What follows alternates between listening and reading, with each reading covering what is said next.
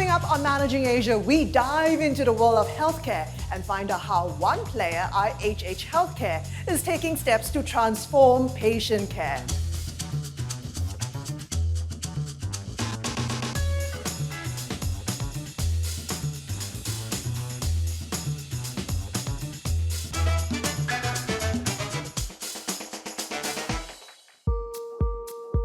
IHH Healthcare, one of Asia's largest healthcare providers, operates a network of hospitals, medical centers, clinics, and ambulatory centers across 10 markets. The company is home to well-known brands such as Acibadem, Mount Elizabeth, Fortis, Pantai, and Gleneagles.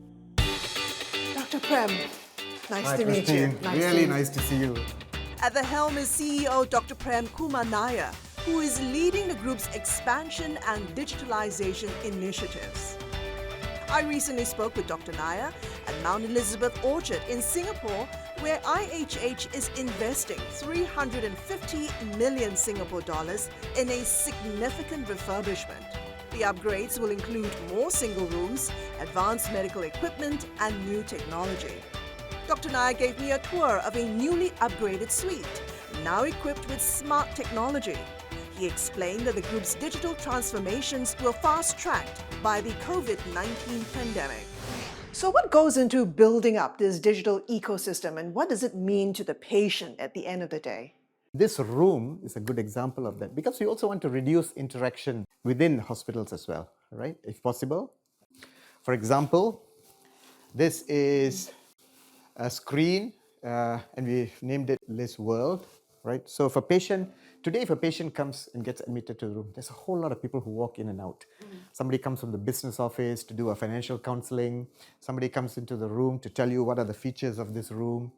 So we just want somebody to come in and settle the patient in, and the patient in their own time, they can browse through the screen and see what they want to do. It's like what they have in hotels nowadays as well, right? So for example, you can see your daily schedule. If you are a maternity patient, you will see some information related to maternity. So one of the other interesting features in this room, right, is to address a very common risk that we have in hospitals now, which is patients falling. So today we have got a sensor up there, and it's smart enough to detect a regular movement, like a patient just sitting up in bed, versus a patient intending to get out of bed, all right? It picks it up, it alerts the nurse at the station, and she can quickly come in and stop the patient from getting out of bed. This also reduces nurses from having to come in and out of the patient's rooms all the time. So this is now being installed across Singapore, even in our hospitals in Malaysia, India. What we are trying to do in Mount Elizabeth is to make it a smart hospital. Your earnings have rebounded strongly since you took a big hit during the pandemic. What does the future look like for IHH? Where do you see demand for private healthcare? So we are one of the largest healthcare players in the world. We stretch from Amsterdam in Europe all the way to Shanghai in China, right? So we stretch half the globe really, and we are in very large countries: Singapore, Malaysia, Turkey, India now, right? So I think you'd find that we have had double-digit growth almost every quarter, top line, bottom line, and we expect it to continue simply because healthcare utilization is never ever going to go down. I think you know that. It's just going to keep going up, right? And there are some trends in the countries that we operate in. For example, India, which is now looking to be a very, very interesting market. Young population, chronic diseases, high penetration of insurance, one of the biggest middle classes in the world. So I think IHH would continue to do well. IHH is certainly not immune to pressures coming from higher staff costs, rising energy prices. Is it getting much more challenging to rein in these costs, at the same time delivering quality healthcare to patients? Yes, it is. Healthcare is getting very competitive. That's number one, right? We've got lots of competitors who have either been there and are still growing, or we've got new entrants coming to the healthcare market. That's number one.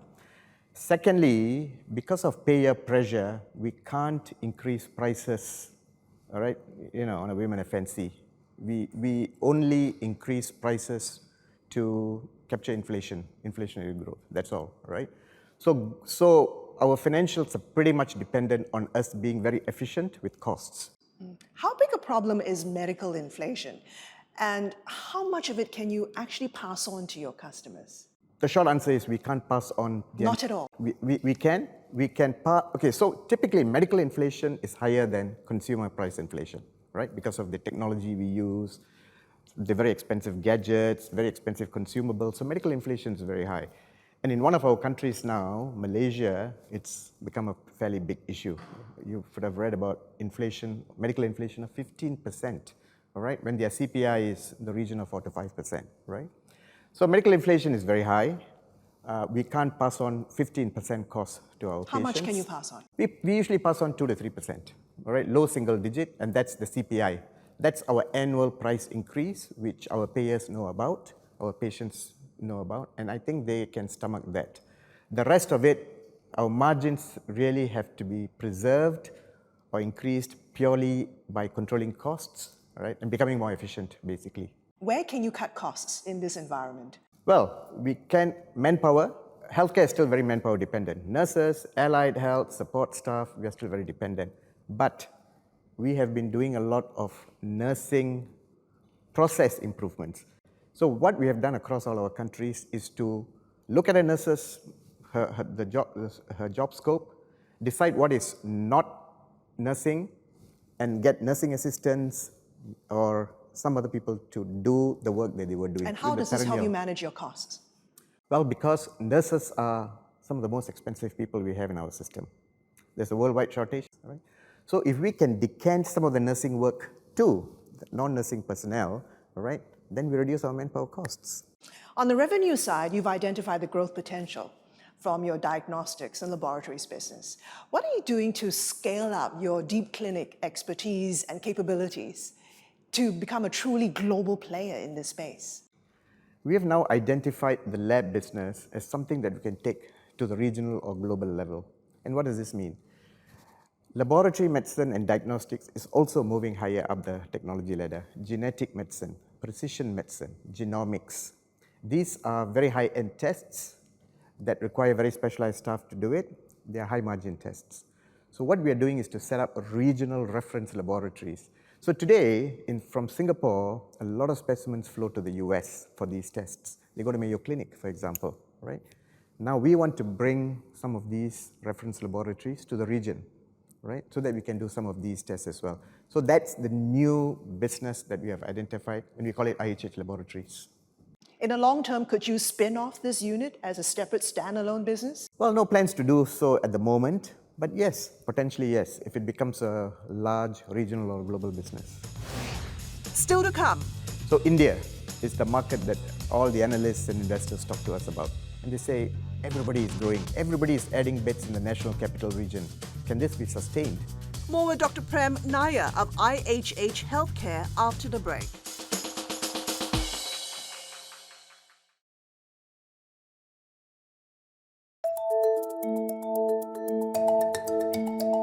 IHH Healthcare, one of Asia's largest healthcare providers, is harnessing the latest technology to enhance patient care.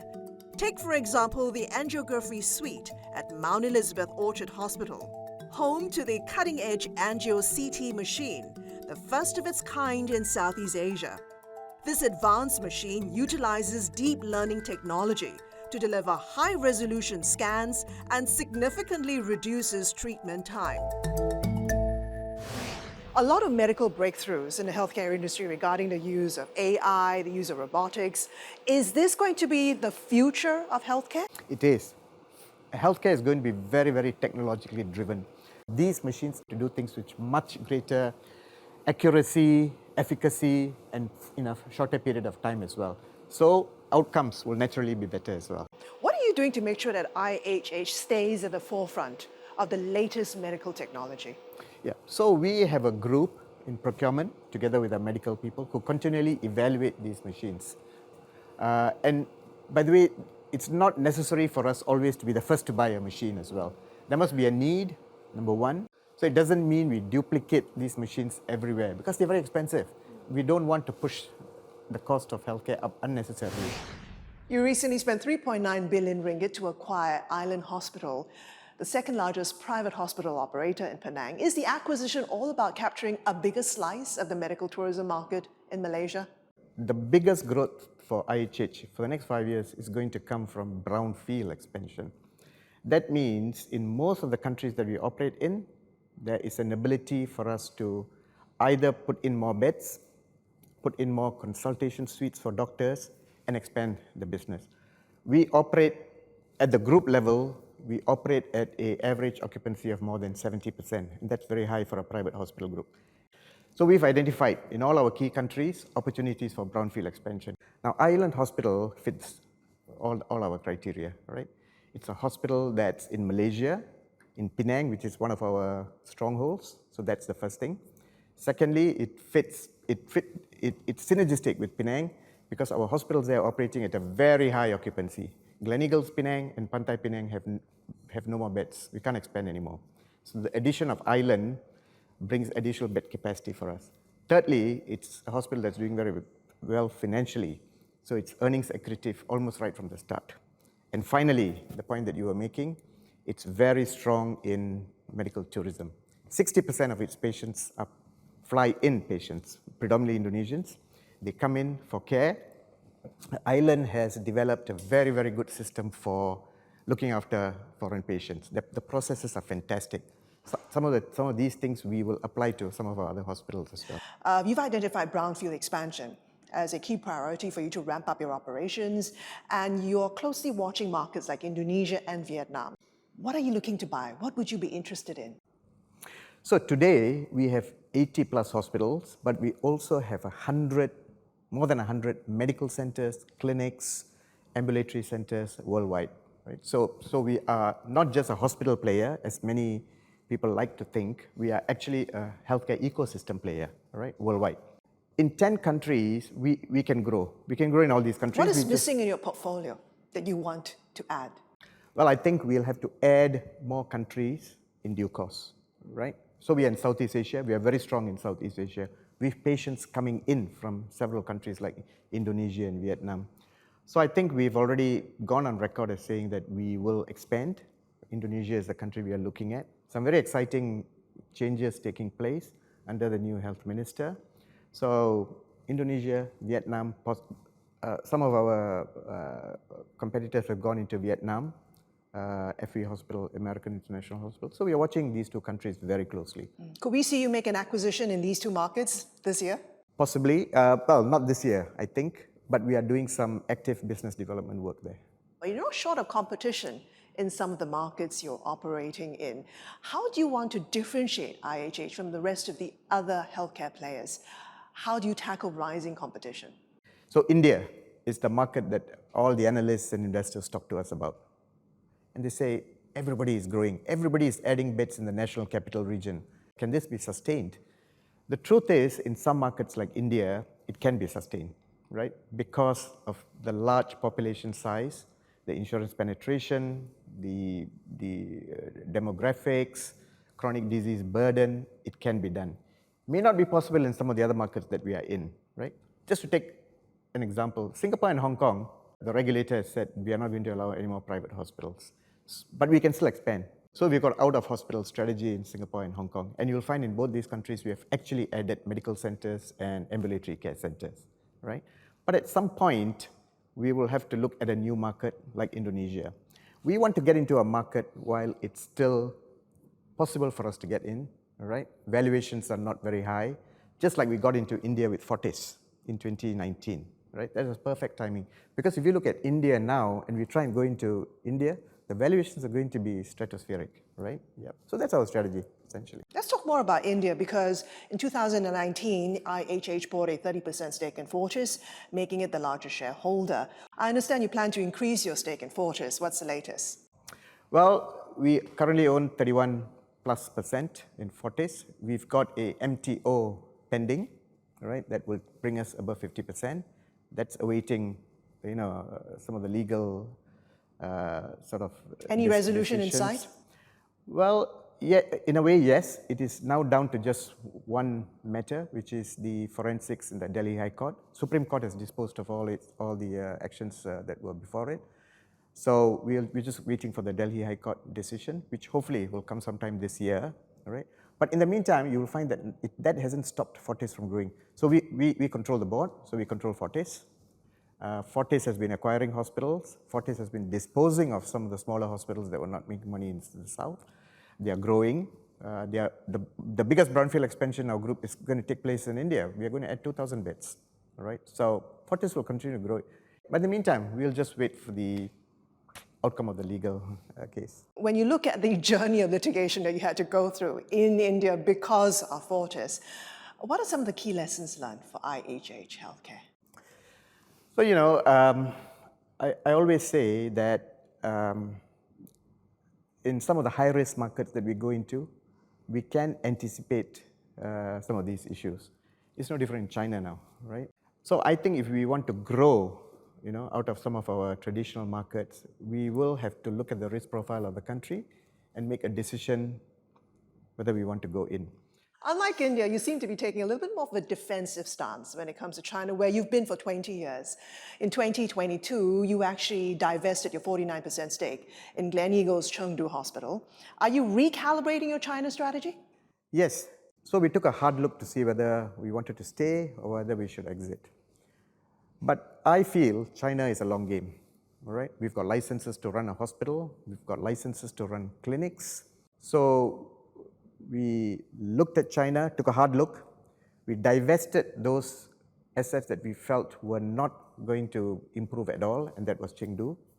But Shanghai is still the most vibrant city in China. But you can see the makeup of the population is different, right? You don't see a lot of the expatriates that we used to see in the past, but we still see a lot of well-to-do Chinese. So we decided we'll stay in Shanghai. We work with the authorities, who are very, very open, by the way. They want us to stay, all right? And we will improve. So the clinics that have already improved a lot in the last 1 year. The hospital is going to take a little bit more time. And actually, we are about to open a large medical center, an ambulatory center in Shanghai. So we have confidence that China will stabilize and then grow again. Coming up after the break. Patients, doctors, who's harder to manage? We'll be right back with IHH Healthcare's Group CEO, Dr. Prem Nair.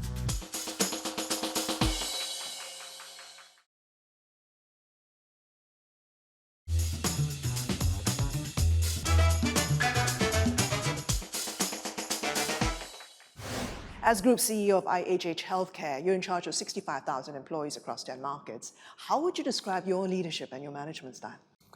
Well, a bit difficult for me to say what my management style is, but I grew up in healthcare operations, running hospitals, running clinics. I'm a family physician by training. Do you miss being a physician?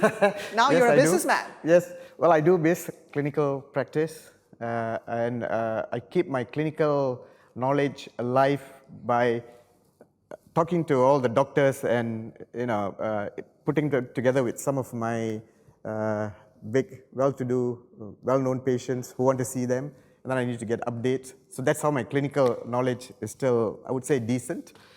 But I've been doing this management work for more than 30 years now, right? I think I'm pretty grounded.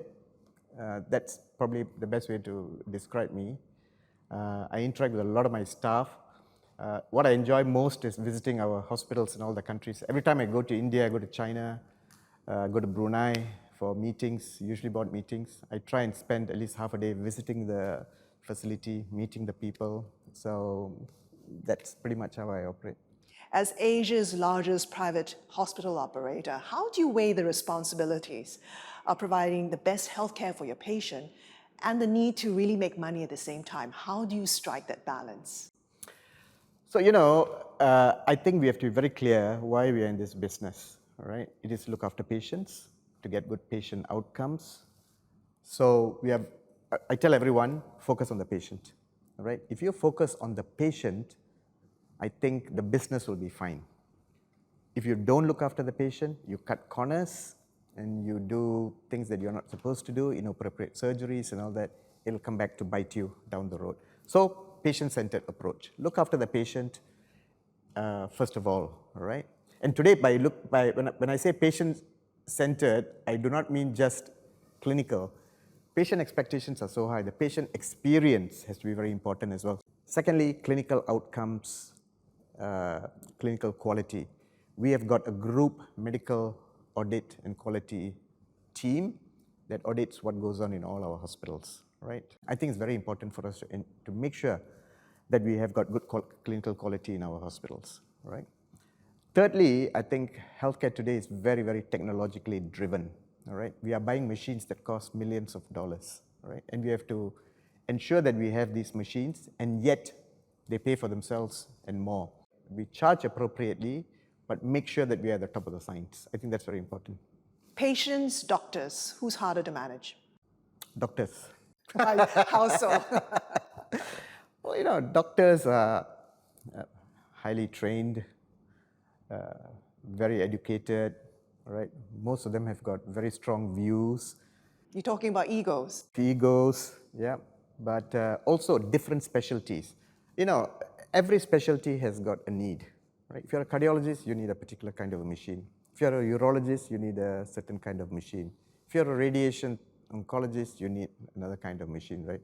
So everybody wants to work in a hospital where they are supported by all these technologies, right? But we have to prioritize, okay? So I think this is one of the issues that we face, all right? Doctors are also very particular about and I have to be very honest, doctors want to have the best outcomes today, and they feel that in trying to achieve some of these outcomes, the hospital has to be a partner in helping them with some of these things. So we have to deal with a wide group of people, yeah.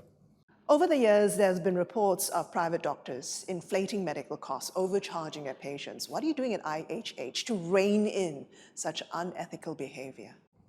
So, firstly, I have to say that today, right, in most of our markets, we have a few black sheep, obviously, right? But doctors' charges are pretty much regulated, right? It's very difficult for doctors to overcharge nowadays and not be caught overcharging. I think because of past occurrences, I think the regulators in most countries have decided that they will have to put in some form of guideline, and it's happening in most of our markets. We make it clear to our doctors who operate in our system, and most of the doctors who operate in our system either have an employment agreement or an accreditation agreement, because in a country like Singapore, the doctors are independent, but they are accredited to use our facilities. So we monitor their fees as well. If you're a persistent offender, we can remove you from our hospital, and we do that actively. Being in a healthcare business for so many years, Dr. Prem, what are some of your biggest mistakes made, important lessons learned for you? I would say possibly being over-enthusiastic in expansion sometimes, right? We've done that, not just in IHH, but if I look in general at all healthcare companies, sometimes we, in a bid to outdo competition, sometimes we, over-invest or we overdo, right? I think sometimes it's worthwhile being patient to let our hospitals or our clinics grow to a certain extent before you look at expansion. I think that's the first thing. Secondly, I think it's not a mistake, but it's an observation. Managing people is very important. We are a very big people business. So while we've been talking about doctors and patients, I think looking after our people is very important as well, right? And in some of our countries, I think there's a tendency sometimes in a bid to make the business better, you forget what you're supposed to do for your staff. And finally, what is your vision as you continue to evolve and transform IHH Healthcare? What's next? I would like IHH to continue, all right, to be a hospital operator that is safe. Patient safety is very important. Safe for patients, caregivers, family members, providing high quality care with the best possible outcomes that's measurable, all right? And of course, being a for-profit company, right, to make sure that we do all that and yet make decent margins and profits. Dr. Prem, thank you so much for talking to me. Thank you. I hope you've enjoyed the program. Do join me on the next Managing Asia. For more of our interviews, check out managingasia.cnbc.com. I'm Christine Tan. Thanks for watching.